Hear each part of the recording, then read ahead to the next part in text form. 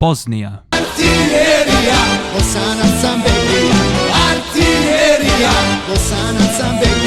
A country that most people may have heard in history lessons, but otherwise don't give it much thought.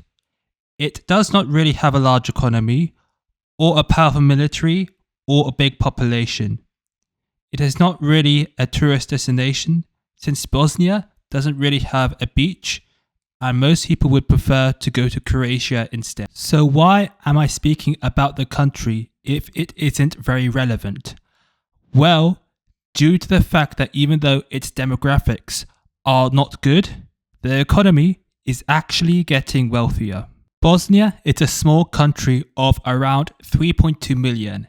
It is a developing upper middle income economy with a GDP per capita of $8,000. Its main industries are resources such as coal, steel, and iron ore, and other industries such as textiles and tobacco products. Most of its trade is with the EU, since it is the closest major economic region to Bosnia. It has experienced steady growth ever since the wars from the mid-90s and will continue to experience steady growth in the near future. So, if Bosnia is such a small economy, then why is it so interesting? This is because, despite having such a bad birth rate, practically no immigration, and a declining and aging population, Bosnia still manages to grow economically. So, why is that? The first and most important reason is the recovery from the war of the 90s.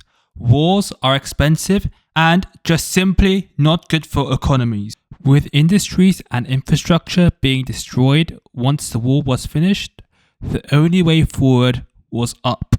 The second reason was access and gradual integration with the EU. Whilst not joining the bloc, it is an official EU candidate, and it has adopted some EU standards regarding the economy and business. Greater access into the EU would lead to Bosnian citizens taking up higher paying jobs in wealthier EU states such as Germany and France, and sending the money back to Bosnia. The ability to provide remittances is a key reason why Bosnia can economically grow despite bad demographics. To be honest, Bosnia shares a similar story with most other former communist-era states.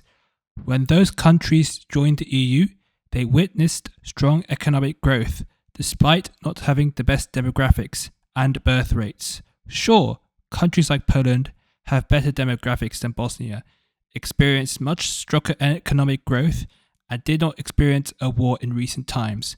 But both Poland and Bosnia share somewhat a similar story of experiencing strong economic growth when opening up their economies.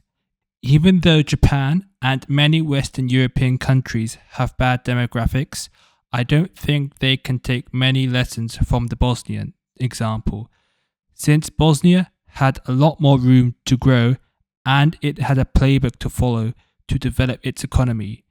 Countries like Japan would need to develop their own playbook on how developed countries can still grow despite bad demographics.